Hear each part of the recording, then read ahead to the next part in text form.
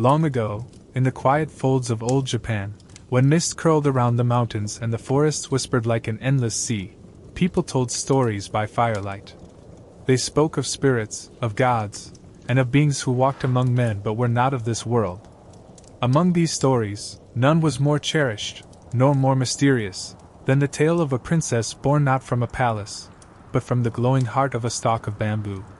This is the story of Princess Kaguya, a tale of beauty and longing, of wonder and sorrow. A tale passed down for centuries, like a drifting melody in the night. Tonight, let us follow it together, step by step, as though walking through a dream. Long ago, in a quiet corner of old Japan, an old man walked each day into a sea of green. The forest was made of bamboo, tall as towers, smooth as polished stone, and it swayed with a hush that sounded like breathing. The old man was a bamboo cutter. His hands were strong from work. His back bent a little from years of lifting and carrying. He did not mind. The forest felt like a friend. He lived with his wife in a small wooden house at the edge of the trees. The house was clean but plain. Rice hung to dry near the door. A clay jar held water from the stream. 2 cups, 2 bowls, and a low table waited for quiet meals. At night, a paper lantern gave a warm glow that made the room feel safe. The old couple were kind and patient. They shared whatever they had. Yet their hearts had an empty space.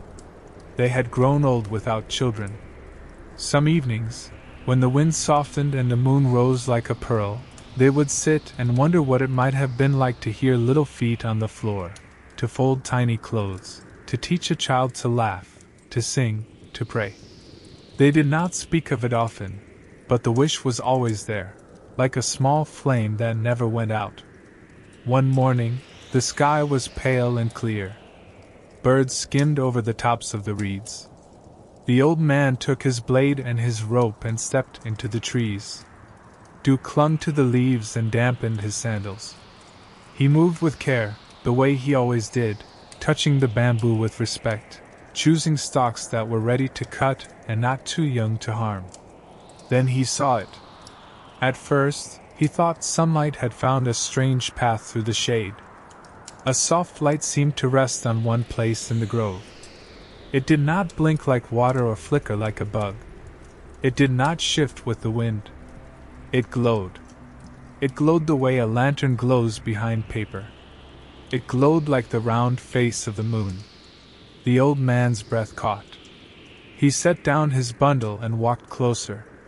His steps were quiet. The glow came from a single stalk of bamboo, straight and tall and smooth, with skin so green it looked like wet jade. Light shimmered from within it, steady and calm. "Ah," the old man said in a whisper. He had seen many things in the forest. He had seen foxes that watched with clever eyes. He had seen owls that sat like statues, wise and still. He had seen deer step like dancers through the fog. But he had never seen bamboo that held a light inside itself. He placed his hand on the stalk. It was warm. Not hot like fire, not cold like stone. Warm, like skin that has been touched by the sun. He bowed his head without thinking, as if he were before a small shrine, and he thanked the forest for its gift, whatever it might be. Then he drew his blade. He cut the stalk with care, slice by slice, slow and neat. The light grew brighter.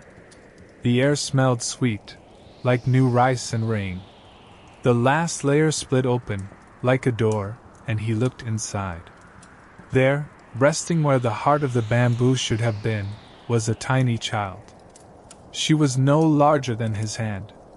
Her face was the color of dawn. A soft glow wrapped her, as if the moon had made her a blanket of light.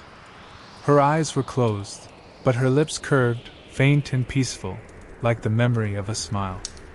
The old man felt tears rise in his eyes. He did not know why he cried. He only knew that a long road of empty years had led to this moment, and that this moment was full. He laid the blade aside. With fingers that shook, he lifted the little one. The glow brightened for an instant, and then softened, the way a lamp dims when morning comes. The tiny child opened her eyes. They were clear. They were deep. They were the color of night looking up at the moon. She did not cry. She did not fear. She looked into the old man's face as if she already knew him. "Little one," he said, and his voice trembled. "From where have you come?" The bamboo did not answer, of course. The forest only breathed. But in the old man's heart, something answered. It said, "Be gentle. Be grateful. Be a father." He folded the child in the sleeve of his robe, close to his chest, where she would be warm and safe. He gathered his things, and with careful steps, he walked home through the trees that now seemed to bow as he passed. The old man's wife was sweeping the floor when he came in. She looked up, ready to smile as she always did at his return. But the look on his face stopped her. He was pale and shining at once, like someone who had seen a holy thing. "What is it?" she asked, setting the broom aside. He held out his sleeve. "A gift," he said. "A great gift." She leaned close, peering into the fold of the cloth. When she saw the tiny child, she drew in a breath. Her hands flew to her mouth, then to her heart. Tears came fast, surprising her with their heat. Is she real?" "Feel her," said the old man. He lowered his arm. The little one blinked, and a small sound like the rustle of silk came from her lips. The wife touched the child's hand with one finger. It was warm and alive. The child's fingers closed around hers with gentle strength. "Oh," the wife said. "Oh." They set a basket on the table and lined it with their softest cloth. The cloth was old, but they folded it in a way that made it seem new. The old man laid the child down in the basket. The glow that had wrapped her in the bamboos still rested on her skin, faint now, like moonlight on water. "What shall we do?" the wife asked, though a part of her already knew. "We shall care for her," said the old man. "We shall love her. We shall thank the forest and the heavens for trusting us." They warmed water. They found a tiny spoon. They fed the child drops at a time, patient and steady. She drank without fuss, her eyes watching them as if she understood. When she slept, her breath was light and even. When she woke, the room seemed brighter, though the lantern had not changed. That night, the couple did not sleep much. They took turns keeping watch. The old man sat with his hands folded, as if guarding a flame. The wife hummed songs she had not sung in years, old lullabies her mother had taught her. The house felt different now. The empty space in their hearts had filled with light, and the light made new shapes on the walls. In the morning, the old man returned to the forest. He walked with a lighter step. He wondered whether the grove that had given him a child would give him a sign of what to do next. He did not ask for gold. He did not ask for luck. He asked only for wisdom and a way to keep the tiny one safe. He cut a stalk. Inside was a small nugget of gold. He stared, shocked, then laughed with joy that sounded almost like a sob. He cut another stalk. There was gold again, fine and bright, like the sun caught in metal. The old man gathered the treasure, but he did not shout or boast. He bowed to the forest, whispering thanks for its kindness. With this gold, they fixed the roof. They mended the walls. They bought rice, oil for the lamp, a new blanket, and a proper cradle. They did not waste. They did not show off. They used the gifts to build a safe, quiet life around the child who had come to them in a beam of light. At home, the wife washed the cloths and laid them in the sun. She cut new swaddles out of soft fabric. She held the child and spoke simple words with a voice like a stream. "Little one. Little moon. Little gift." The tiny girl watched her with eyes that seemed to see far and near at the same time. Sometimes, at dusk, the wife carried the child to the doorway and showed her the sky.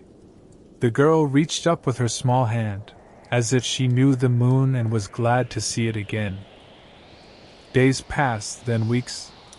The child grew with a speed that stunned them both. A baby one day, a toddler the next, and soon a small girl who could stand, turn, and take a few careful steps while holding the edge of the table.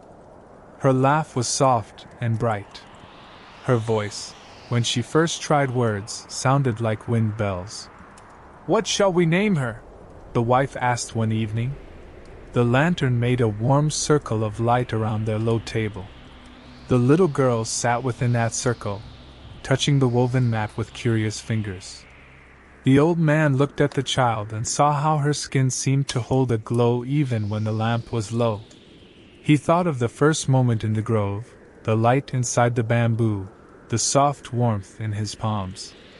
"She came from the stalk that shone," he said. "She is like a princess made of light." The wife nodded. "Then let her name be Kaguya," she said softly, "for the shine of bamboo. And let us call her Kaguya, our shining princess." So they named her Naotake no Kaguya, the shining princess from the bamboo. They did not speak the name loudly in the village.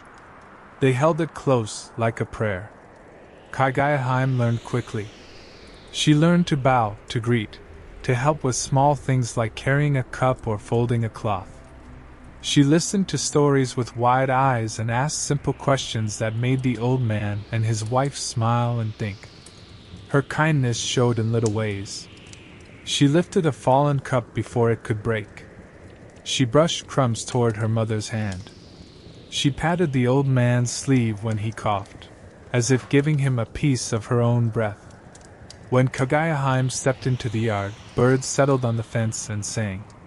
When she sat under the eaves during rain, the drops seemed to slow, as if they did not wish to hurry past her. At night she slept with her face turned toward the window, where the square of sky looked like a picture cut from silk. The moonlight fell across her pillow, and made a small road of silver there. Word began to drift, as words do. A neighbor saw the child and said, "What a bright little one!" A peddler in the lane said, "I passed the house where the lantern seemed twice as strong." A woman at the well said, "I heard a song from a voice like a bell, but when I looked, there was only a small girl with eyes like night." The story moved in quiet steps through the village, and then farther. The old couple were careful. They kept their gate closed. They did not invite crowds. But it is hard to hide a light. People came, not in great numbers, but some. They stood in the lane and peered between the fence slats. They hoped for a glimpse. The old man went out to speak with them. He was polite. He said very little. He asked them to understand. Most did. They went away, whispering that the old bamboo cutter had been blessed by the forest spirits, or by the moon, or by the tender heart of a god who had felt pity for two lonely people and had given them a child. Kaguya grew again. In months she seemed to pass through years. The old couple sometimes sat in silence, watching her, with joy and a little fear mixed together. "She is not like other children," the wife would say. "No," the old man would agree. "And yet she is ours." On a cool night in early autumn, Kaguya brought her father the bamboo knife. "It is time for your work," she said, her voice small but sure. He laughed, surprised and touched. He took the knife and kissed the top of her head. He noticed then that her hair had grown long and glossy, like a river of ink. When she walked, it flowed behind her in a dark ribbon. The old man returned to the forest. Once more, the bamboo offered coins of gold tucked inside certain stalks. He took only what he needed, thanking the grove, and left the rest to stand green and proud. With the coins they bought a better robe for Kaguya, and a comb carved with a small moon at its end. When the wife combed the girl's hair, it shone even in the dimmest light. Seasons turned. Plum blossoms opened like tiny cups of snow. Rain softened the dust of the road. Summer brought frogs that sang in the ditch and a night sky thick with stars. With each turn, Kaguya-Heim's grace deepened. Her steps were sure, her hands gentle, her smile calm. She began to help her mother grind rice and wash greens. She learned to fold paper cranes with neat, careful creases. The cranes looked almost ready to lift from the table and fly. She listened when her father spoke of the forest, how to see which stalks were ready, how to leave room for new growth, how to bow before taking, and to thank after. "We live because the forest allows it," he told her. "Respect is our first duty." She nodded, taking the words into her heart as if they were seeds. Sometimes, when the moon was full, Kaguya-Heim would ask to walk to the edge of the grove. The old man would hold a lantern, the wife would carry a shawl. They would stand among tall grasses and look up. The moon slid through the clouds like a boat across silk. Kaguya-Heim's face turned pale and lovely in the glow. A quiet would come over her then, deeper than sleep. She would not speak. She would simply look, as if she were remembering something she could not name. After those walks, she often grew tender and still. She would help her mother more. She would sit longer with her father and ask him to tell the same old stories again. The one about the fox who pretended to be a priest, the one about the carp who became a dragon, the one about the farmer who found a coin and spent it on a flute. She liked the parts where people chose kindness. She liked the parts where small things became great through patience. One afternoon, a thin line of visitors appeared at the gate. They were not common townsfolk. Their robes were finer. Their shoes were clean. They carried themselves in a way that said they were used to being seen and served. The old man went out to meet them. "Sir," said the first, bowing just enough to be polite, "we have heard that your house shelters a rare beauty. We ask only a glimpse, that we may praise the heavens for such a marvel." The old man's smile was kind but firm. "Our home is humble," he said. "My daughter is sheltered. She is still very young.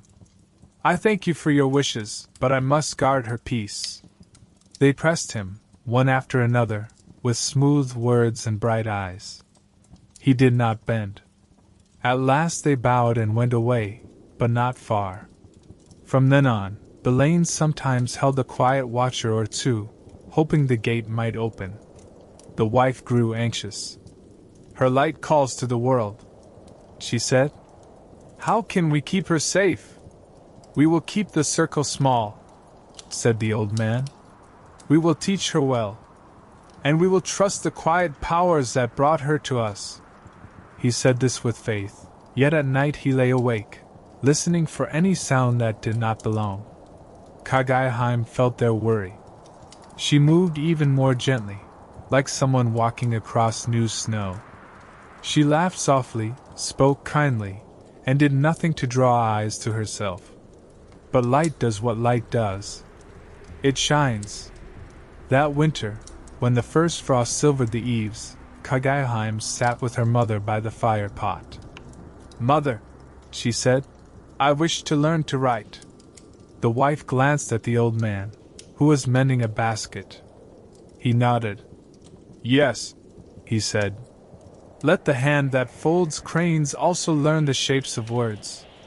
They bought a small brush and a sheet of paper fine enough to show the stroke like a shadow of smoke. Kaguya-Heim's first marks were careful and slow. Soon they were graceful. When she wrote, it looked as though the brush knew the path before it touched the page. On the first night of spring, the air smelled of wet earth and plum. The old man set the lantern on the floor, and the light made a golden pool. Kaguya-Heim sat within it, and the glow seemed to answer her own, folding into one soft shine. The old couple looked at her and knew, again, what they had known from the first: this child was a wonder. Not a wild wonder that breaks things, but a quiet wonder that mends them. She had healed a longing they had carried for years. She had turned their small house into a place where joy lived. Yet, even in their joy, there was a thread of something else, thin and hard to name. It was like hearing a far bell on a clear night, beautiful, but distant, and a little sad. Sometimes they saw it in Kaguya's eyes when she looked at the moon. Sometimes they felt it when she stood at the door and lifted her face to the night air, breathing as if the wind carried a message only she could hear. The old man set his hand over his wife's hand. "Whatever comes," he said, "we will meet it as a family." Kaguya turned and smiled at them both, as if she had heard him though he had spoken low. She reached out and took their hands, one in each of hers. The three of them sat like that for a long time, saying nothing, letting the lantern breathe, letting the night soften around the edges of the room. Outside, the bamboos shifted and whispered. The forest was wide. The world was wider. But inside the small house, the circle of light held. And so the first part of the tale rests here: an old man, an old woman, and a child found in a shining stalk.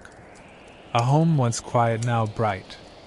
A forest that gives, and people who bow and give thanks. The path ahead is not yet clear, but it has begun. Spring ripened into summer, and the village changed its colors. Fields turned a deep green.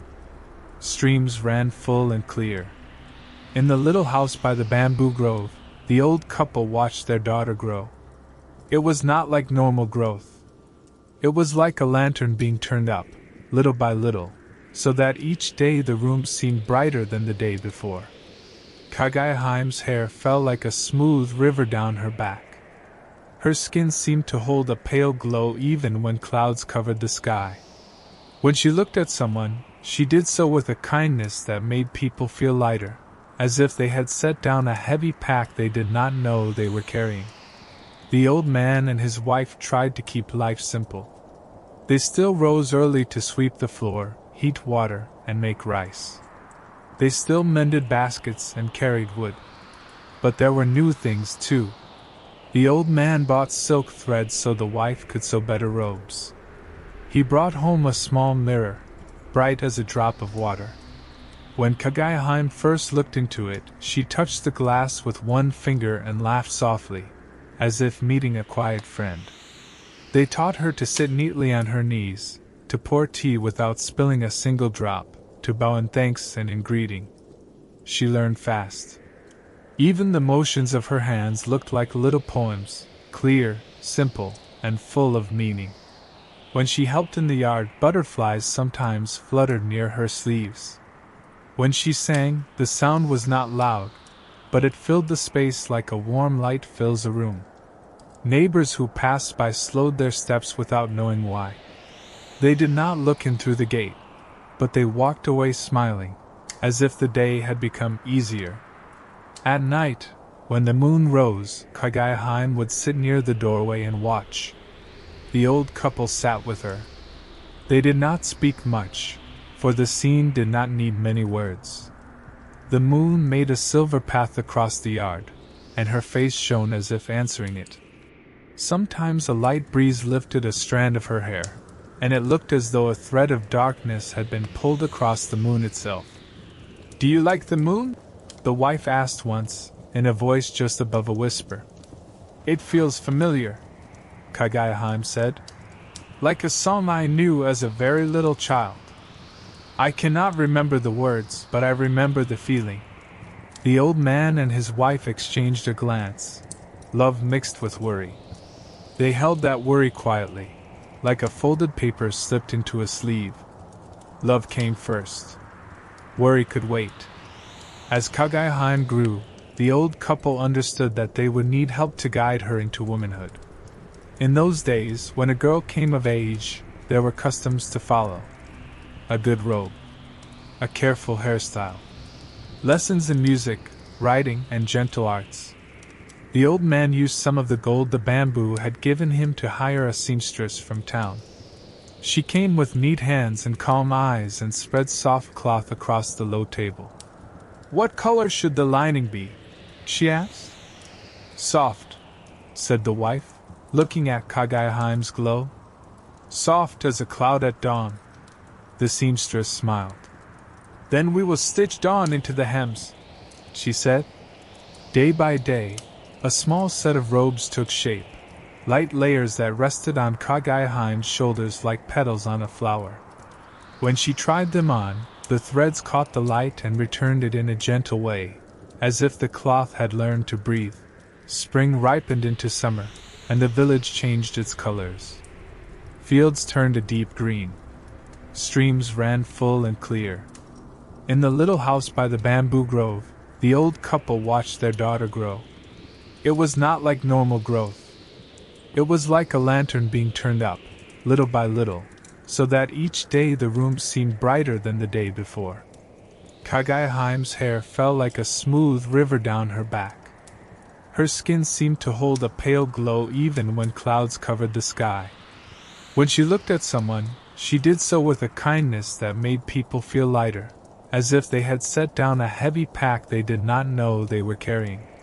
The old man and his wife tried to keep life simple. They still rose early to sweep the floor, heat water, and make rice. They still mended baskets and carried wood. But there were new things too. The old man bought silk thread so the wife could sew better robes. He brought home a small mirror, bright as a drop of water. When Kaguya first looked into it, she touched the glass with one finger and laughed softly, as if meeting a quiet friend.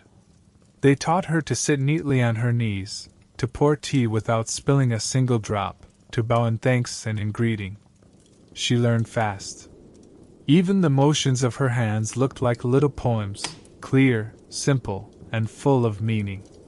When she helped in the yard, butterflies sometimes fluttered near her sleeves.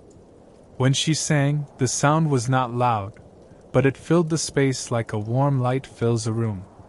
Neighbors who passed by slowed their steps without knowing why. They did not look in through the gate, but they walked away smiling, as if the day had become easier. At night, when the moon rose, Kaguya would sit near the doorway and watch. The old couple sat with her. They did not speak much, for the scene did not need many words. The moon made a silver path across the yard, and her face shone as if answering it. Sometimes a light breeze lifted a strand of her hair, and it looked as though a thread of darkness had been pulled across the moon itself. "Do you like the moon?" the wife asked once, in a voice just above a whisper.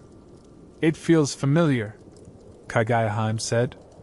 "Like a song I knew as a very little child. I cannot remember the words, but I remember the feeling." The old man and his wife exchanged a glance, love mixed with worry. They held that worry quietly, like a folded paper slipped into a sleeve. Love came first. Worry could wait. As Kaguya grew, the old couple understood that they would need help to guide her into womanhood. In those days, when a girl came of age, there were customs to follow. A good robe. A careful hairstyle. Lessons in music, writing, and gentle arts. The old man used some of the gold the bamboo had given him to hire a seamstress from town. She came with neat hands and calm eyes and spread soft cloth across the low table. "What color should the lining be?" she asked. "Soft," said the wife, looking at Kaguya's glow. "Soft as a cloud at dawn." The seamstress smiled. "Then we will stitch dawn into the hems," she said. Day by day, a small set of robes took shape, light layers that rested on Kaguya's shoulders like petals on a flower. When she tried them on, the threads caught the light and returned it in a gentle way, as if the cloth had learned to breathe. The old man also brought a teacher from the temple to show Kaguya the brush and the koto. The teacher was patient. He set a sheet of paper in front of her and placed the brush in her hand. "Let the breath come first," he said. "Then let the line follow." Kaguya breathed in, breathed out, and moved the brush. The stroke was steady and clean. Good, the teacher said. Again. She practiced until the lines looked like reeds in water, simple, alive, and all facing the same wind. With the koto, she learned the notes one by one, slow and careful, as if building a small bridge across a stream. Her first melody was plain, but it carried a clear feeling. The teacher nodded. A quiet song is still a song, he said. Sometimes it is the best kind. The old couple watched the lessons from the side of the room. They said little, but their eyes shone. From time to time the wife would go outside and look toward the forest with thanks in her heart, as if bowing to an unseen friend. Word of Kaguya-hime's beauty continued to travel. It was not shouted. It did not need to be. It moved like the smell of tea, soft, steady, and impossible to keep in one place. First the village knew, then nearby towns, then the ears of people who wore fine robes and rode in carriages with curtains. They all heard of the girl whose face glowed like moonlight, and whose manners were as gentle as rain. More visitors came to the lane and waited by the gate. Some brought gifts, folded fans, combs, or small boxes of sweets. The old man accepted only what was simple and refused what felt heavy with pride. He kept the gate mostly closed, not to be rude, but to keep the peace that Kaguya-hime needed, the quiet in which her kindness grew. Yet even with the gate closed, people felt her presence. When she walked from one room to another, a stillness followed, the way still water follows a boat after it passes. When she laughed, it was like a bell heard from far away, a sound that made you lift your head and feel that things were right. One evening, after a day of sewing and practice, Kaguya-hime and her mother sat under the eaves while the first stars peeped through the blue. Fireflies drifted in the yard like tiny lanterns that had forgotten their hooks. Kaguya-hime held one on her fingertip and let it go. It rose, flickered, and joined the others. "Do you ever wonder why I came to you?" she asked her mother. "Every day," the wife said, smiling, "and every night. But I do not ask the heavens for answers. I only say thank you." Kaguya-hime rested her head on her mother's shoulder. "Then I will say thank you too," she whispered. Inside, the old man was mending a fishing basket for a neighbor. He paused to listen to the small sounds, the soft talk, the brush of the firefly's wings, the bamboo's sigh, and he felt the full weight of his blessing.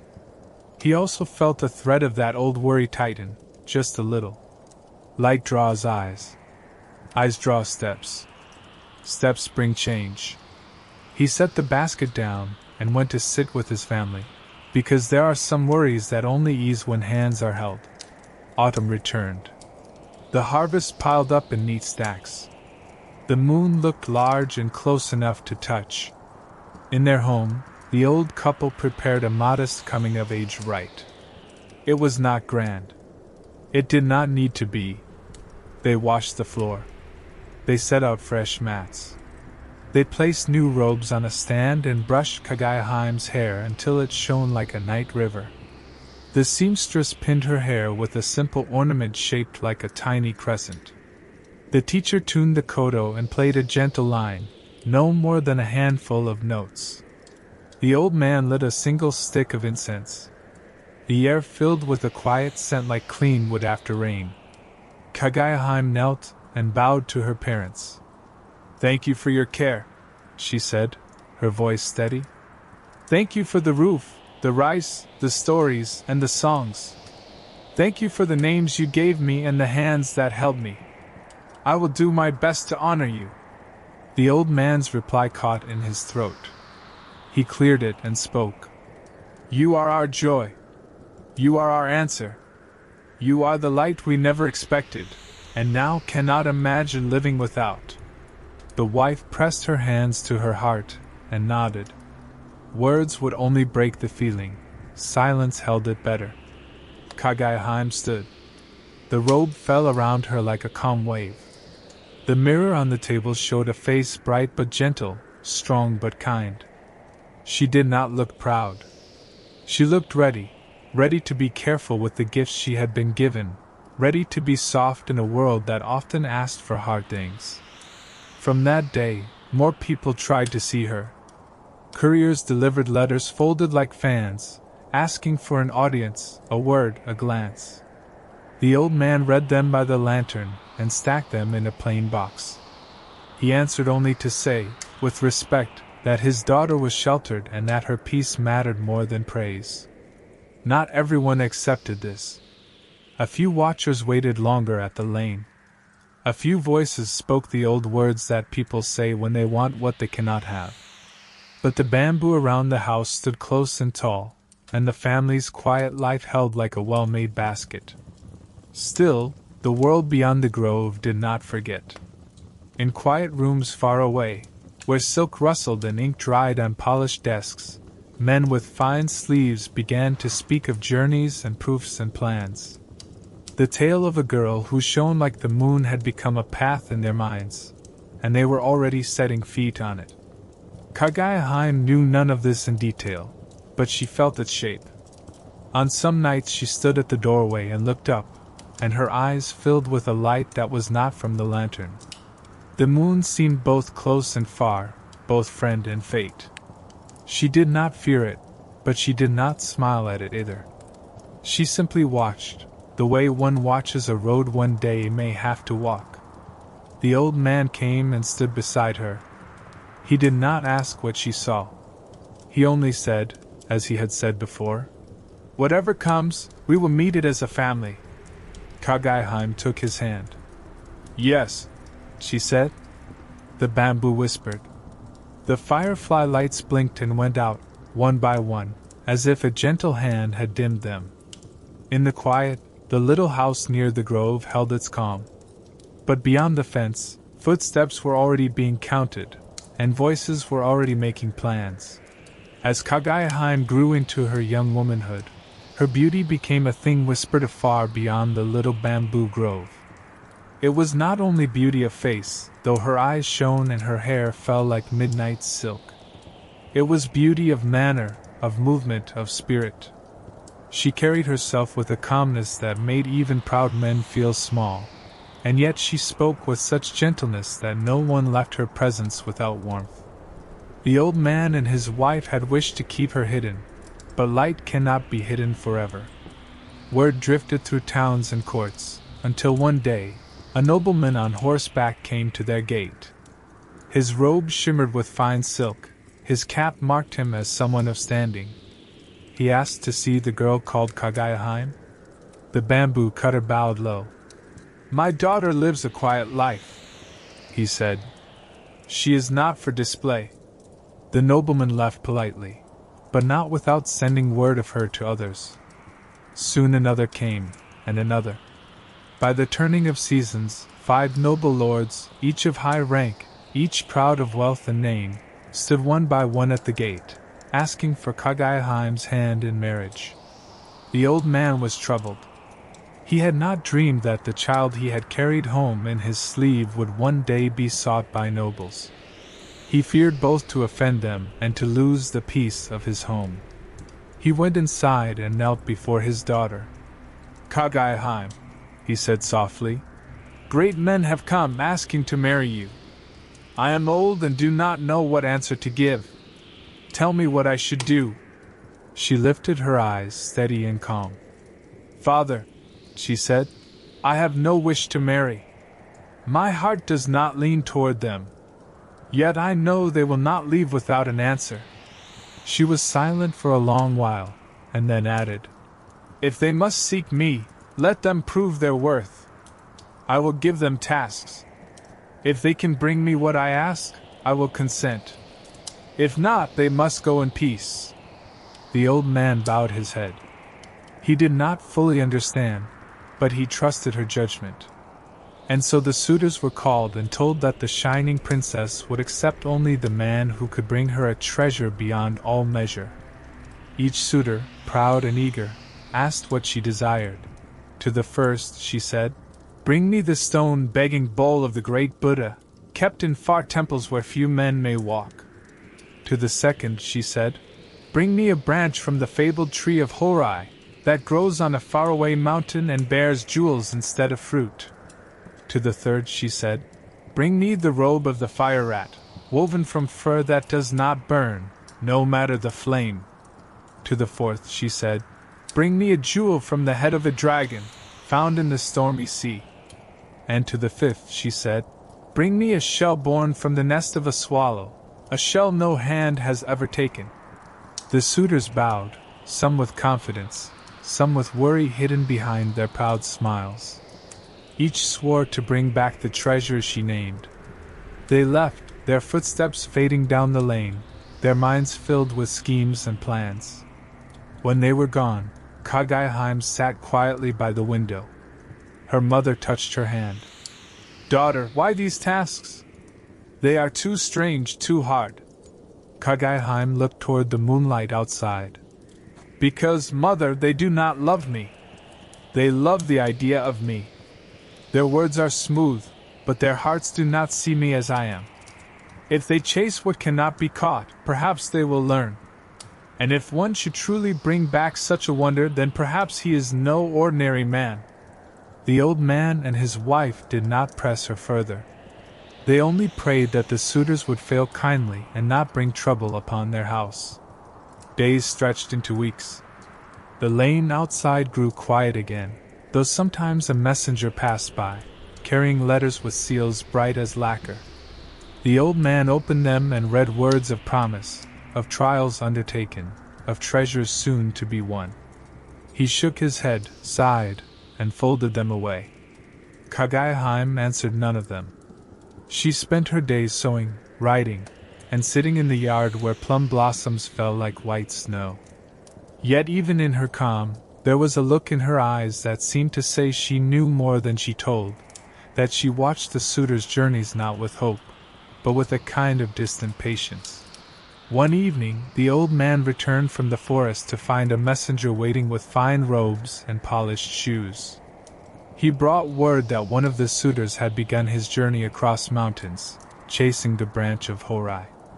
Another had set sail upon stormy seas, hunting the dragon's jewel. The others were said to be searching temples, trading with distant lands, or chasing swallows across the skies.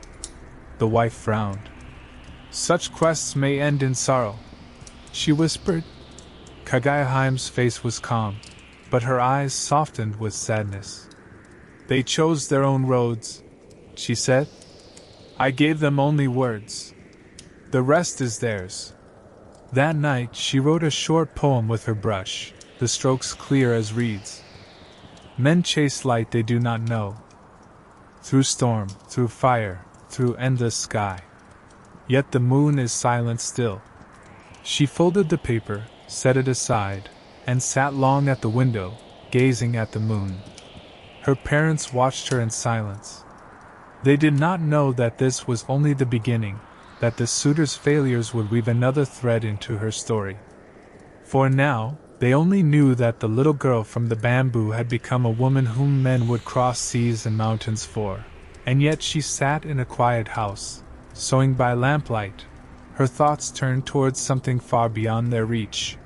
The suitors returned, one by one. Autumn's gold faded to winter's gray. The little house by the bamboo grove stayed warm with a small fire and steady work. Kaguya sewed and wrote. The old man repaired baskets. The wife dried herbs by the window. Outside, frost drew white feathers on the fence. Then, one morning, a lacquered carriage stopped at the lane. The first suitor had returned. He bowed with a smile that showed he was pleased with himself. Princess, he said, I have brought you the stone begging bowl of the great Buddha. I went from temple to temple and bargained with men of learning and prayer. At last, I was given this sacred bowl. He unwrapped a cloth and set a smooth gray bowl on the mat. It was heavy. It was clean. A thin ribbon of gold ran around its rim. The old man looked at Kaguya. She nodded once, very slightly. Then she said, "If this is truly the bowl of the great Buddha, it will show no stain, and it will rest easy on any surface. May we test it?" The suitor hesitated, then agreed. The wife brewed tea. Kaguya poured a dark drop onto the bowl's rim. The drop slid and left a faint mark. She set the bowl on the edge of a folded fan. It wobbled and slipped. The suitor's smile loosened. "The road was long," he said quickly. "The bowl has suffered much." Kaguya bowed. "It is a fine bowl," she said gently, "but it is not the one I asked for. Please accept our thanks for your effort. May you keep this as a reminder not to trade haste for truth." The suitor flushed. He wrapped the bowl, bowed stiffly, and left. No one mocked him. The house kept its quiet. But Kaguya eyes looked a little sad. That night she wrote, "Names cling to common things, and common things wear fine names. But truth is light, it shows itself." Soon after, the second suitor arrived with a group of servants. They carried a long bundle, wrapped in silk and tied with cords. He knelt and unfolded layer after layer until a branch lay on the mat, slender, green, and tipped with tiny flowers made of gemstones. Each petal was a cut jewel. Each leaf shone like glass in the sun. "This," he said, glowing with pride, "is a jeweled branch from the tree of Horai. Its blossoms are emerald and topaz. Its leaves are jade. It grows on a mountain far from any map." The branch was very beautiful. The old man and his wife could not help but draw near.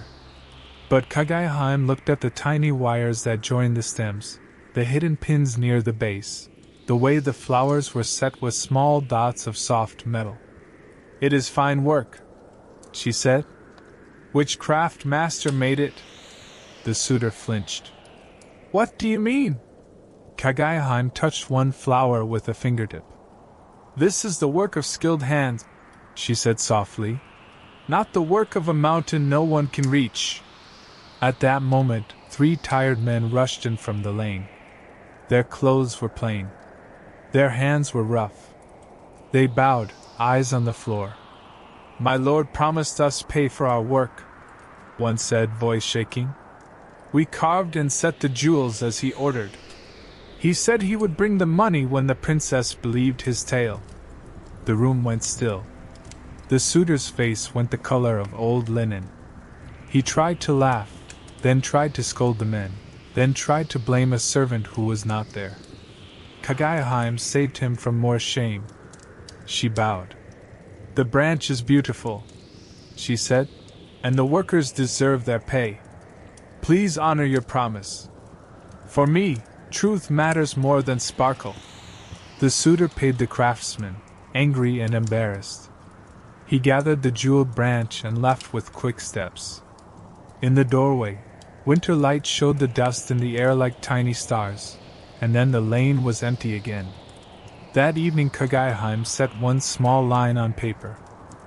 "If beauty is built on a lie, it will shake when breath touches it." Weeks later, the third suitor came. He carried a folded robe in both hands, careful as if he held a bird.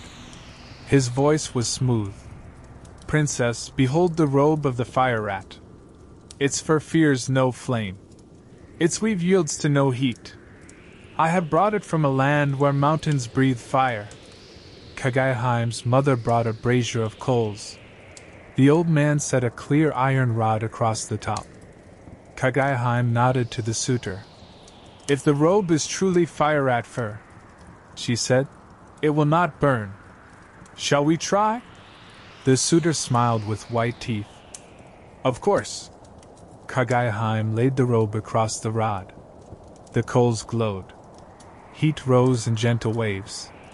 For a moment nothing happened. Then the edges of the robe curled, darkened, and began to smoke. A small flame licked the hem. The suitor snatched it back, beating the fire with his sleeve. "The coals were too strong," he cried. Kaguya bowed, her voice still kind. A robe that cannot burn does not mind strong coals, she said. This robe is fine, but it is only a robe. The suitor looked down, ashamed. He had bought it from a trader who swore it was rare. Perhaps the trader had been fooled as well. He left quietly, the singed cloth folded against his chest. Spring came nearer. Ice sank into the ground and gave it back to the streams. Birds returned to roofs and branches. Then the fourth suitor appeared, lean and sun-browned. He moved like a man who had fought wind and salt. He set a small wooden box on the table and lifted the lid. Inside lay a pearl. It was large, smooth, and bright, like a round drop of the moon. This, he said, is the jewel from a dragon's head. I chased storms for it. I faced waves that rose like hills. I offer it now. The pearl was lovely. The room held its breath. Kaguya watched the suitor's weathered face. She spoke very softly. Tell me, she said, what color were the dragon's eyes? The suitor opened his mouth, then closed it. He had not seen a dragon. He had bought the pearl at a far port after a hard voyage and almost dying once. He had told himself that danger made the tale true. Now he knew it did not. He bowed so low his forehead touched the mat. I did not take this from a dragon, he said. I took it from a market after the sea beat me thin. Kaguya's gaze warmed. Then take back your pearl, she said, and your honesty. One may fail and still be noble. The suitor looked up, surprised to find no scorn in her eyes. He took the pearl and left, lighter than he had arrived. Last came the fifth suitor. He was clever and careful. He had climbed cliffs and watched swallows spin through the air. At last he brought a small shell in a silk pouch. Princess, he said, this is the shell from a swallow's nest, born from wind and spit, hard to hold, harder to find. The shell was tiny and beautiful, with a twist like the curl of a wave. Kaguya turned it in her palm. She lifted it to her ear and listened, smiling a little at her own childlike act. Then she set it down. How did you take it without breaking the nest? She asked. The suitor's eyes flickered. With great care, he said. Kaguya looked at the shell's edge. A thin line showed where two halves had been joined and polished smooth. It was masterful work, but work, not miracle. It is well made, she said, but it is made. Did you order it? The suitor held his smile, but his hands tightened. Princess, he said softly, no one can pluck a shell from a swallow's nest. To bring you anything at all, I had to make a path where none exists. Kaguya bowed to him, full of respect. I see your effort, she said. But the task I gave was a mirror. It shows the shape of a heart. Sometimes the hardest truth is to return empty-handed. The suitor stood very still. Then he placed the pouch on the mat, bowed once more, and left without another word. His footsteps were measured, like a man counting lessons. That night the small house was quiet. The old couple sat with Kaguya, the brazier's glow painting soft circles on the floor. The wife spoke first. They have all failed. Kaguya folded her hands. They failed at the tasks, she said, but some learned the truth. That is a kind of success. The old man nodded. And what truth is that, daughter? That wanting a thing is not the same as loving it, she answered. And that I am not a prize to win with tricks or danger. I am a person. I am your child. She paused, her eyes moving toward the window and the thin moon beyond it. For now. The old couple looked at her face, calm and clear, and felt again that far bell ringing, beautiful, distant, a little sad. Kaguya set her brush to paper and wrote a last short line for the day. What cannot be taken by force? may be received by grace. Or not at all. Winter passed, and spring washed the land with soft colors again. The suitors had all returned, some with lies, some with tricks, some with weary honesty. Each had gone away without the treasure he had promised. The road beyond the bamboo grove grew quieter, and the old couple breathed a little easier. But in the courts of nobles and in houses of wealth, people still spoke of Kaguya. They spoke not only of her beauty, but of her refusal.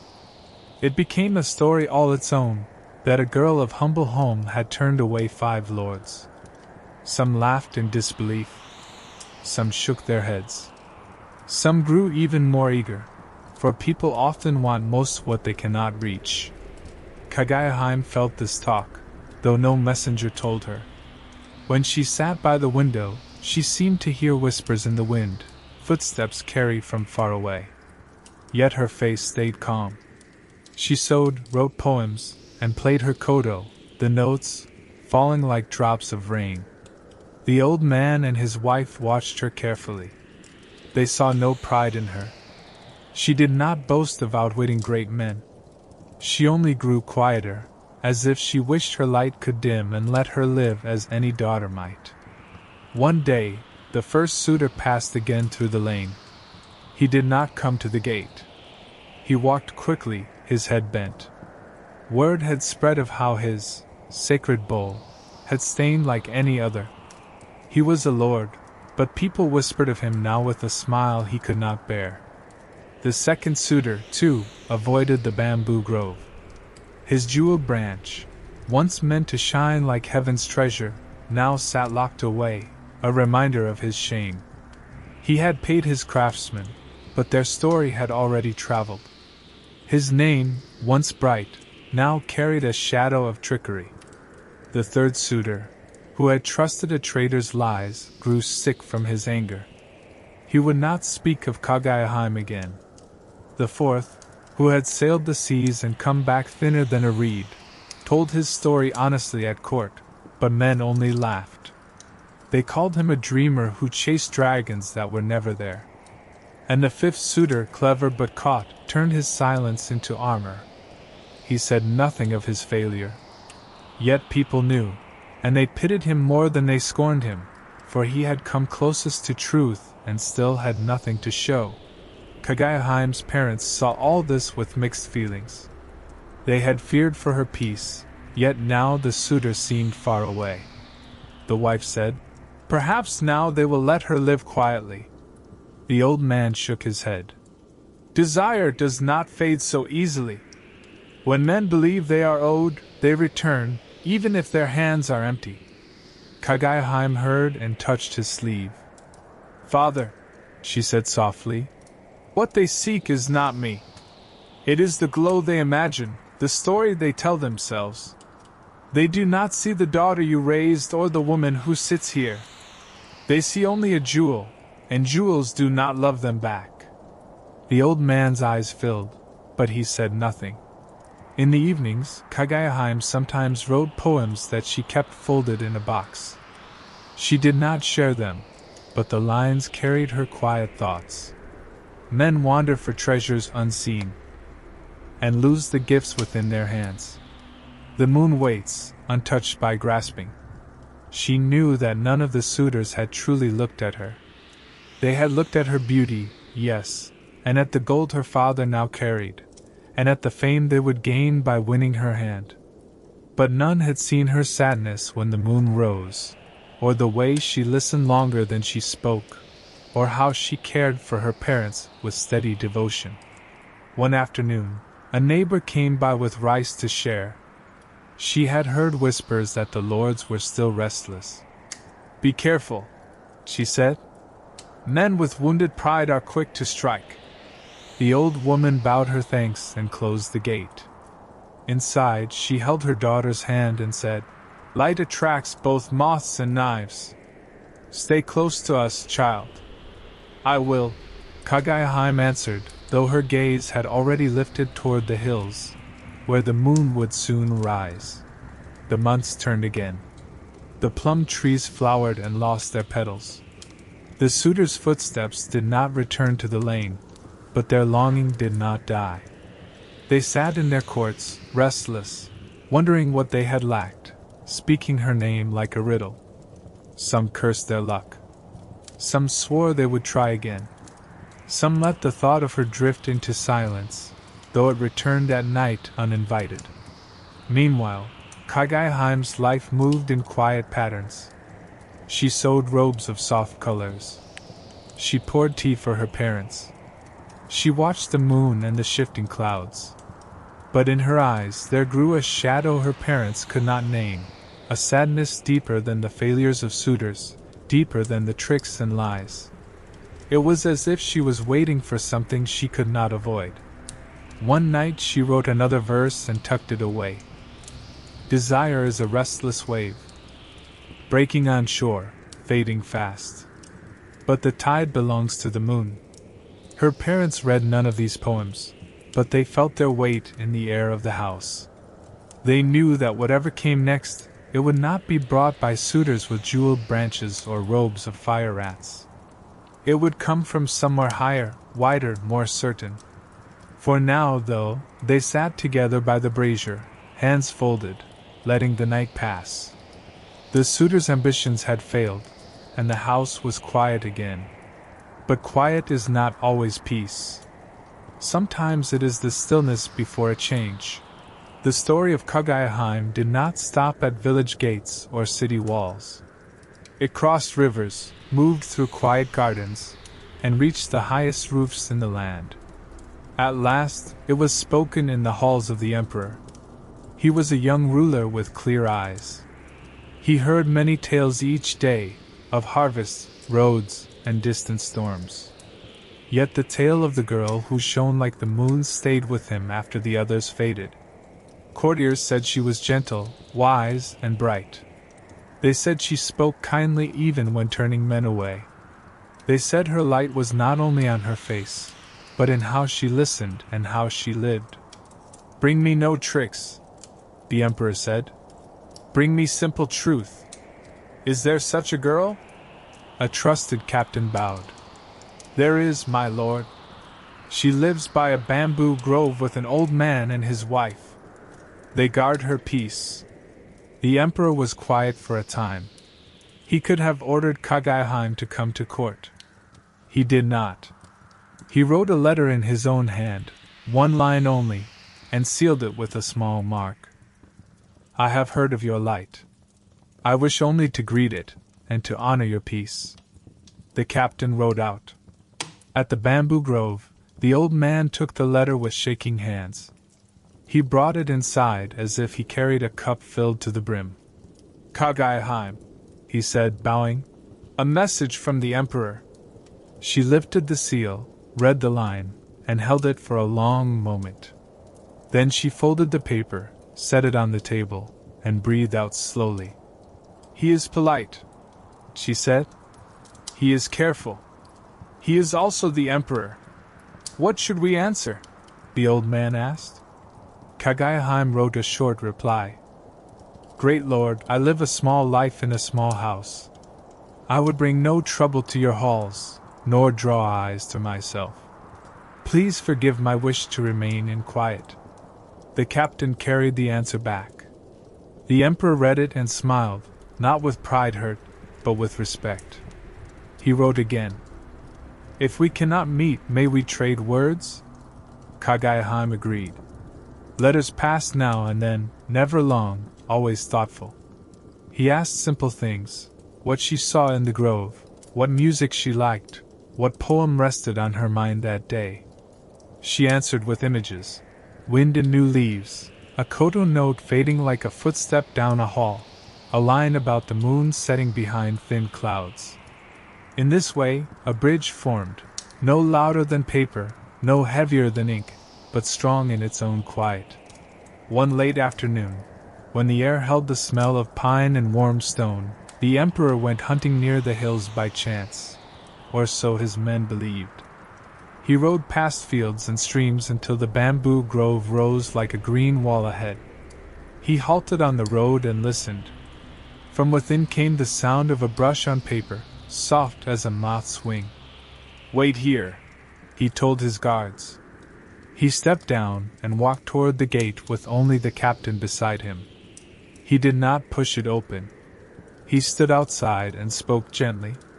"Bamboo cutter," he called. "This is your emperor. I come without parade to keep your peace. I ask only one thing, permission to greet your daughter from where I stand." The old man's heart rose into his throat. He opened the gate and bowed until his head nearly touched the ground. "My lord," he said, "your presence blesses the dust before my door. If you will accept simple words in place of a grand welcome, we are honored." The emperor stepped no farther. He looked across the small yard. There, in the shade near the doorway, Kaguya knelt beside a low table, brush in hand. The light touched her face and made a soft ring around her like morning around a hill. She did not hurry forward. She set her brush aside, wiped it clean, and then turned to bow, forehead to mat. When she rose, she met the emperor's eyes without fear or pride, only calm respect. "My lord," she said, voice steady, "thank you for your kindness in coming so quietly." They spoke through the open space, not close, not far. The emperor asked about the grove. She told him how the wind moves differently through thin stalks than through thick ones, how you can hear growth when the night is very still. He asked about music. She said she liked notes that leave room for breath. He asked about the moon. She paused and said, "It is beautiful. It is also a thing that calls." The emperor tilted his head. "Calls you where?" "Up," she said, so softly he almost did not hear. He did not press her. Instead, he quoted a line from a poem. "The moon rides quiet seas. My eye rides after it." Kaguya answered with another. "The moon knows many roads. I know only one." Their words were simple, but full. The old man and his wife stood aside, holding hands. At last, the emperor said, "If I asked you to come to court, would you?" Kaguya bowed her head. "I would bring trouble to your halls," she said. "Eyes would crowd, and peace would thin. Please forgive me." The emperor nodded. "I do not wish to harm your peace." He smiled a little. "And I see that it is strong." He left as quietly as he came. No drums, no horns, only hoofbeats fading into the trees. The bamboo swayed, then stilled. The old couple exhaled. Kaguya returned to her table and wrote 2 lines she did not show. "Even a king may stand at a gate. When the house holds its own light." Days turned. Letters continued, never often, never rushed. The emperor's words were always careful. He did not boast of rank. He asked how the plum blossoms looked after rain, whether the first cicada had sung, whether the autumn moon felt nearer than the spring one. Kaguya answered with honesty and small pictures. Drops on a leaf like beads, a moth asleep on the lantern's frame, the way sound carries through cold air. Respect became fondness. Fondness became something deeper. Yet even as feeling grew, Kaguya kept a quiet space around her, like clear water around a rock. The emperor sensed it, and did not try to break it. One evening, he sent a single silk cord with his note, no jewels, no heavy meaning, only this line. "Tie this to your sleeve, so I may remember where my thoughts rest." Kaguya tied it for a moment, then untied it and placed it in a box. She wrote back, "I honor your cord. My sleeve is light.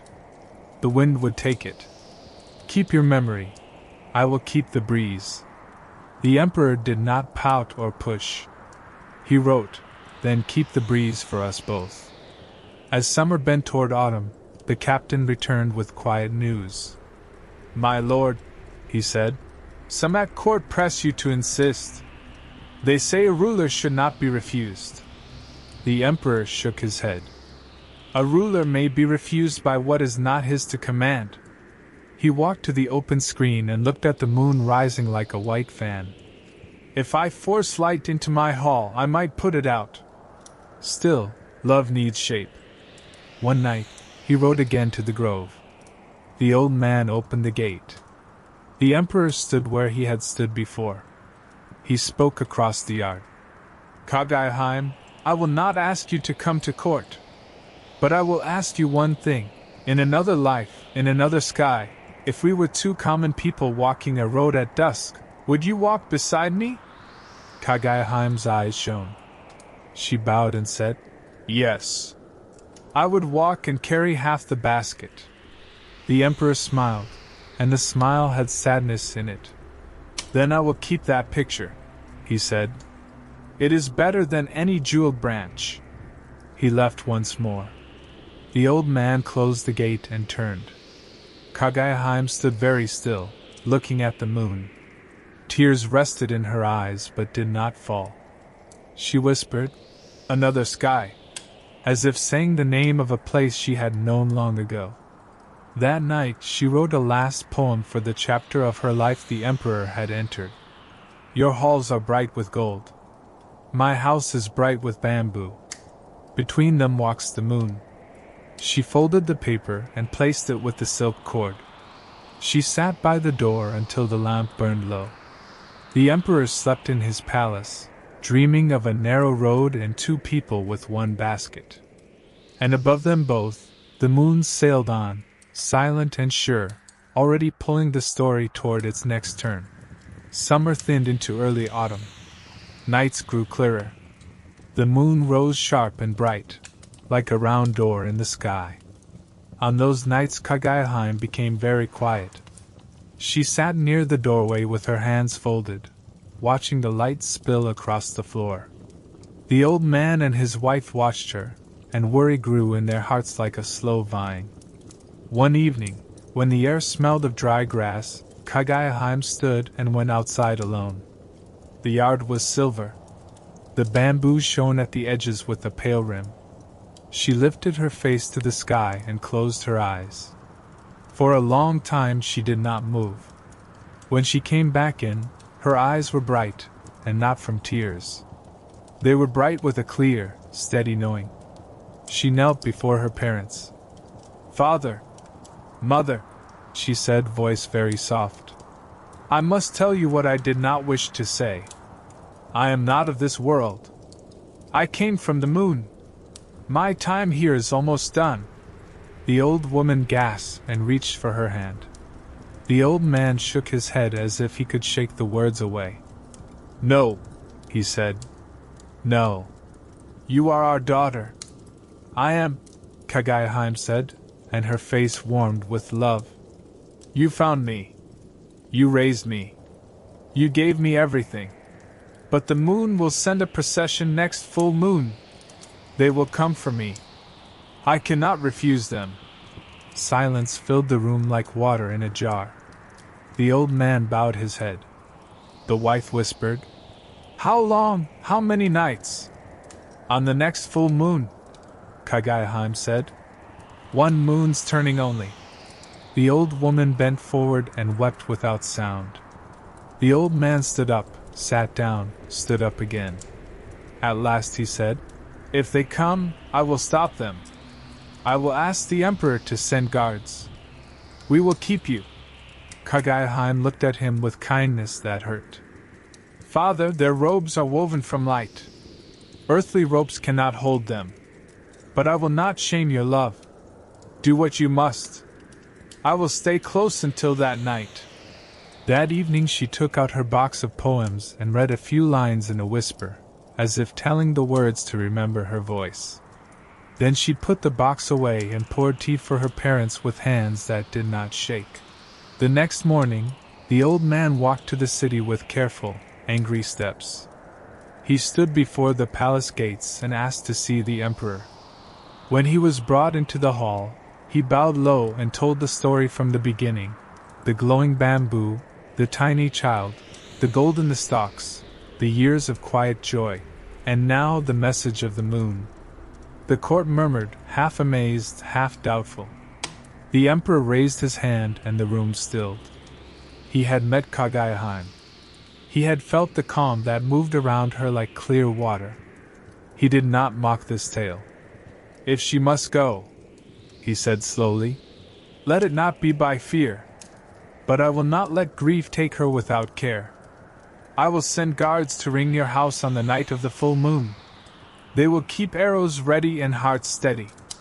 Perhaps this will help. Thank you, my lord, the old man said. Even if arrows cannot touch the sky, kindness can reach what nothing else can. The emperor nodded and looked toward the high window, where daylight lay like thin silk. He did not say what he felt, but his heart rested on a narrow road at dusk, the picture he had kept since his last visit. When the old man returned home and told them, the wife clung to his sleeve in hope. Kaguya bowed her head. Thank you, she said. Let us honor the emperor's care. On the night itself, I will not run. I will face what comes. In the days that followed, Kaguya moved through the house with a special tenderness. She mended a robe she had already mended once. She sharpened her father's knife. She washed the teacups until they shone like small moons. She sat with her mother and folded cranes, not for luck, but to fill the hours with soft shapes. At dusk she often stood at the gate and watched the road. The world seemed sharper, as if it wished to give her a last bright look. A child passed with a reed flute. A dog slept in a patch of sun. A cart creaked by with straw piled high. She took it in, all of it, and held it quiet in her chest. On the night before the full moon, the emperor's soldiers arrived. They were respectful. They did not stomp or shout. They placed themselves around the house and along the lane, bows strung, spears grounded, eyes steady. Their captain bowed to Kaguya. We will keep you safe, he said. Kaguya bowed in return. I thank you, she said. Your courage honors my parents. Whatever happens, let no one lift a weapon in anger. If the moon sends people, they are not our enemies. The captain looked unsure, but he nodded. He set double guards at the gate and kept a clear path to the door, as the old man requested. Inside, the house was clean and quiet, as if waiting for guests. The wife lit a single stick of incense. For peace, she said. Kaguya, dressed in a simple robe with a pale lining, the color of the sky before dawn. She combed her hair and pinned it with the crescent ornament the seamstress had made. She placed the emperor's silk cord in her sleeve. She sat with her parents and poured tea. No one spoke of goodbye. They spoke of small things, the crispness of the night air, the sound of crickets, the way the lantern's frame made a neat square on the floor. Then Kaguya reached for a brush and wrote 3 small poems. She gave the first to her mother, the second to her father, and kept the third. Mother who warmed my hands, keep the cup by the fire. It will remember my touch. Father who walked the grove, let the knife rest in its sheath. The bamboo knows your name. The third she did not read aloud. She folded it and slid it into the box with the others. The old couple did not ask to see it. Some words are not for the day we are living, they are for the days after. The moon rose. It was round and near, bright enough to draw faint shadows even indoors. The guards shifted and looked up. The captain held his breath without meaning to. Kaguya stood. It is time, she said. On the night before the full moon, the emperor's soldiers arrived. They were respectful. They did not stomp or shout. They placed themselves around the house and along the lane, bows strung, spears grounded, eyes steady. Their captain bowed to Kaguya. We will keep you safe, he said.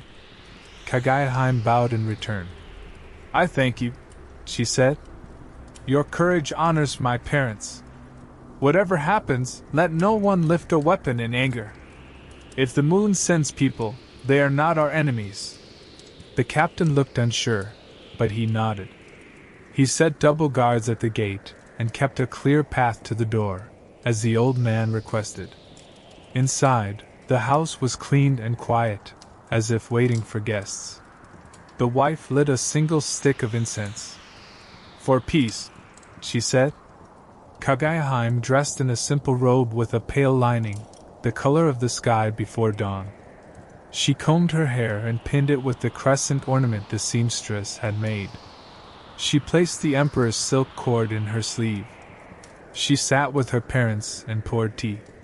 No one spoke of goodbye. They spoke of small things, the crispness of the night air, the sound of crickets, the way the lantern's frame made a neat square on the floor. Then Kaguya reached for a brush and wrote 3 small poems. She gave the first to her mother, the second to her father, and kept the third. "Mother who warmed my hands, keep the cup by the fire. It will remember my touch. Father who walked the grove, let the knife rest in its sheath. The bamboo knows your name." The third she did not read aloud. She folded it and slid it into the box with the others. The old couple did not ask to see it. Some words are not for the day we are living, they are for the days after. The moon rose. It was round and near, bright enough to draw faint shadows even indoors. The guards shifted and looked up. The captain held his breath without meaning to. Kaguya stood. "It is time," she said. They stepped into the yard together, the 3 of them, father, mother, daughter, standing inside a wide ring of soldiers and bamboo. The night was so clear it felt like glass. Crickets stopped. The air held still. Then the sky changed. A soft glow gathered along the far edge of the grove, not like fire, not like lanterns, more like a mist lit from the inside. It rolled forward without smoke, without heat, and came to rest above the yard. Shapes formed in the glow, a small chariot like a curved boat, people in robes that moved like water, helmets that shone without metal. They did not touch the ground. Where their light fell, the bamboo leaves turned silver and made no sound. The captain lifted his hand. The archers raised their bows. "Hold," he whispered. He remembered the princess's words, "Let no one lift a weapon in anger." A figure stepped from the light. Their face was calm and clear, neither young nor old. When they spoke, the voice seemed to come from near and far at once. "Princess Kaguya," they said. "It is time to return." The old man stepped forward, knees shaking. "She is our daughter," he said. "She belongs here." The figure bowed with true respect. "You found her. You loved her well. Your love was her gift. But her home is where we have come from." Kaguya took her parents' hands. "Father, Mother," she said, "this is the road I told you about. I am not leaving you. I am returning to where I began. What you gave me will not fade." The old woman pressed Kaguya's fingers to her cheek. "Will you forget us?" she whispered. Kaguya shook her head. "Never. But they will dress me in a robe of light that can dim memory. I will speak before they do." She turned to the shining figure. "I ask one thing. Let me give words and small gifts to those I love." "Speak," the figure said. Kaguya bowed to her parents, low and long. She placed the emperor's silk cord on the table by the door, where the moon could see it. "For the emperor," she said softly, "who stood at the gate." She kissed her mother's hands and pressed her forehead to her father's sleeve. Then she straightened, calm and ready. From the light, an attendant stepped forward carrying a robe fine as mist and a small vial. The robe glowed as if woven from dawn. The vial held a clear liquid like melted moon. Kaguya faced her parents one last time. "What cannot be said in words," she whispered, "will be carried by light." She turned to the attendant and nodded. They dressed her in the shining robe. As the fabric touched her, a softness moved over her face, like fog over water. The attendant lifted the vial. Not yet, the figure said gently. They looked at the old couple. She asked to keep what she can. The vial was lowered. Kaguya's eyes stayed bright with love. She stepped toward the chariot of light. The bamboo bowed as if a wind had passed, though the night was still. The captain lowered his hand. The soldiers' bows dropped. No arrow had flown. Kaguya placed one foot on the chariot, then looked back, as if measuring the distance between two worlds. Her lips moved. Perhaps she said, "Home." Perhaps she said, "Thank you." Perhaps she said both. The light lifted. The yard brightened, then dimmed. The chariot rose, small as a lantern in a high tower, smaller still, then only the moon itself, round and whole, sailing a sky that seemed suddenly very wide. The old man and his wife stood alone in the yard, hands still joined. The house behind them held the lantern's small glow. The guards were silent. The bamboo whispered again, as if breath had returned to the night. The old woman spoke first, not with a cry, but with a steady voice, as if finishing a prayer. "She was ours," she said. "She is," the old man answered, and laid his hand over hers. They went inside together. On the low table by the door, the silk cord lay where Kaguya had placed it, bright in the moonlight. The cup by the fire was warm. The knife in its sheath was still. The poems in the box waited, lines quiet as folded wings. After the light lifts. When the light faded and the yard grew dim again, the guards did not move. The captain kept his men steady, for the night still felt thin, as if breath might pass through it. Owls called from far trees. The bamboo leaves slowly found their voice. Inside the house, the old couple stood together. They did not cry loudly. They tidied the cups, straightened the mat, and laid the silk cord in the small box as if it were a living thing that needed rest. Such small acts helped them breathe. The lantern burned low. Near midnight, hoofbeats sounded on the road. A small party from the palace arrived, messengers sent by the emperor to learn what had happened. They bowed to the captain, then to the old man and his wife. Their faces were soft with worry. "Forgive our lateness," one said. "His Majesty could not sleep. He sent us at once." The captain told them in quiet words. The glow, the figures, the chariot of light, the way the princess spoke, the way she looked back. He told them that no arrow had flown.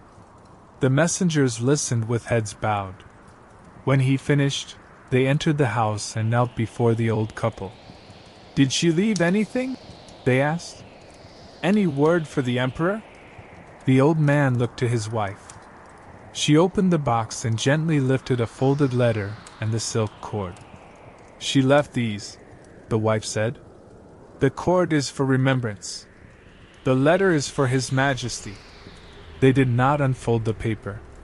The messengers took it with care, as though a wind might tear it if they moved too fast. They bowed again and set out at once, riding through the dark toward the palace, their lamps bobbing like small stars along the road. The captain dismissed most of his men.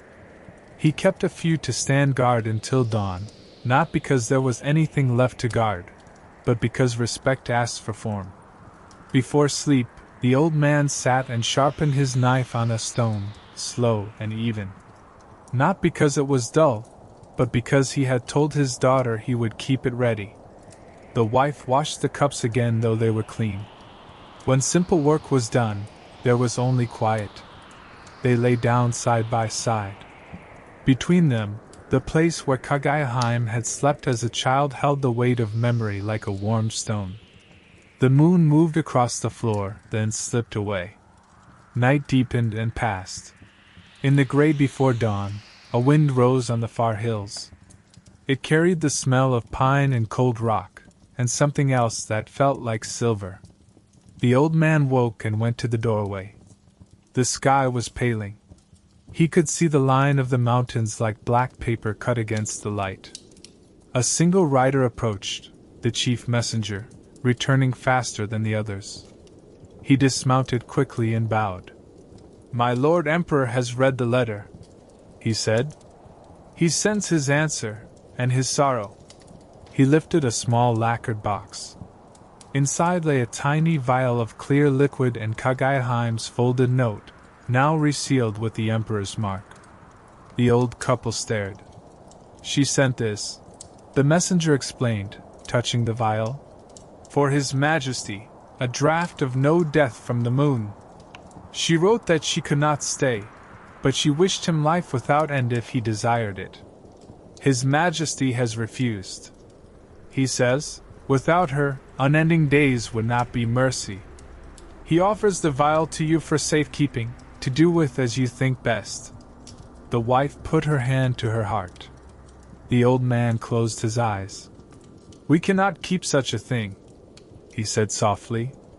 "We are simple people. Life begins and ends. That is the shape we know." The messenger nodded. "His Majesty thought you might say this. He asks one more thing, that you send the vial back with us to be burned at the highest peak, so no man may try to steal it and make his heart hard with endless time." The old couple agreed. The old man held the letter a long moment before giving it back. He did not break the seal. The words inside were not for him. He bowed over the box and said, "Tell His Majesty we are grateful for his kindness to our child." The messenger mounted again and rode for the palace. Dust rose and settled. The dawn became day. Inside, the wife sat with the small silk cord in her lap. She tied and untied it, learning the feel of the thread the way a mother learns the weight of a baby's hand.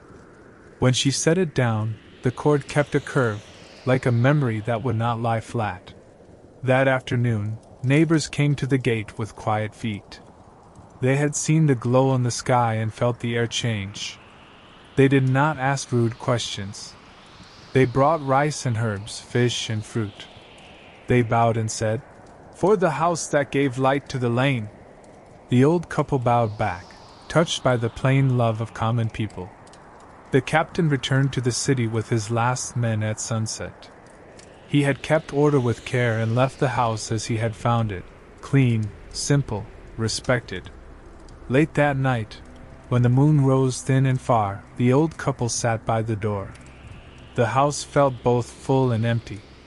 It held her brush, her poems, her comb, the crane she had folded last.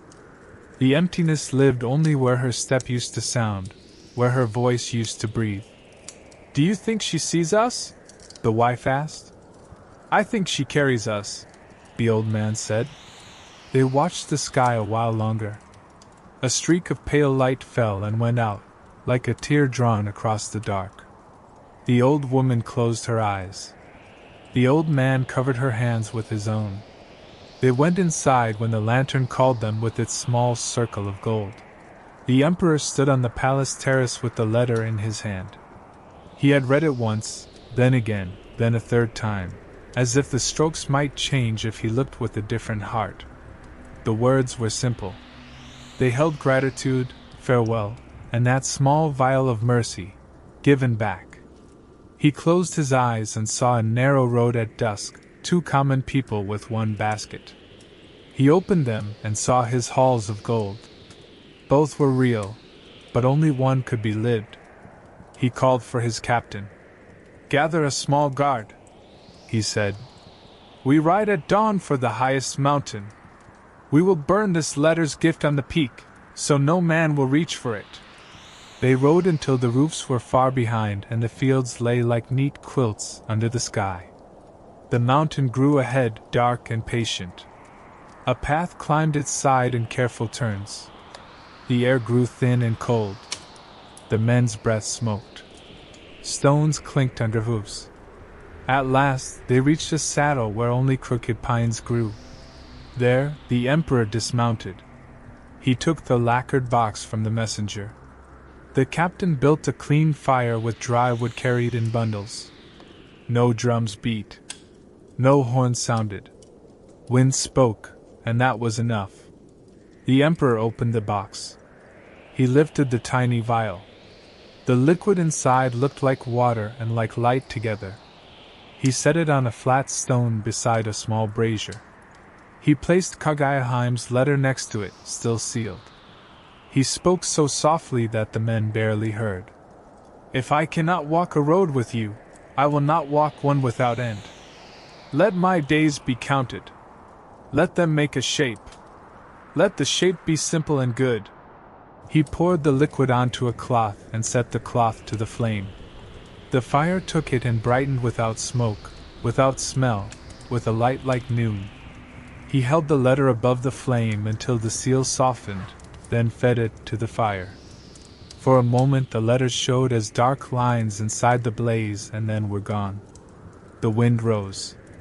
It caught the bright smoke and lifted it upward along the ridge. The soldiers watched with eyes wide and mouths closed. One turned to the captain. "Where will the smoke go?" he whispered. "To the place smoke knows," the captain answered. "To the sky that sent it." When the fire cooled, the Emperor stood a long time, looking across the valleys. The world seemed both vast and small, vast in distance, small in the way a single life fits inside it, like a cup fits in two hands. On the ride down, the men saw that the mountain's top sometimes kept a low cloud near it, even on clear days. People who lived in the villages below began to tell a new story, that the peak held a hidden ember from a heavenly fire, and that on certain nights, it glowed as if a piece of the moon had rested there. In time, the mountain came to be called Fuji, and travelers said it wore a crown of smoke because a sacred fire had burned there once, carrying a message no wind could tear apart. Back at the bamboo grove, life made a new shape. The old man still walked among the stalks with respect. He cut carefully and thanked the grove after each bundle.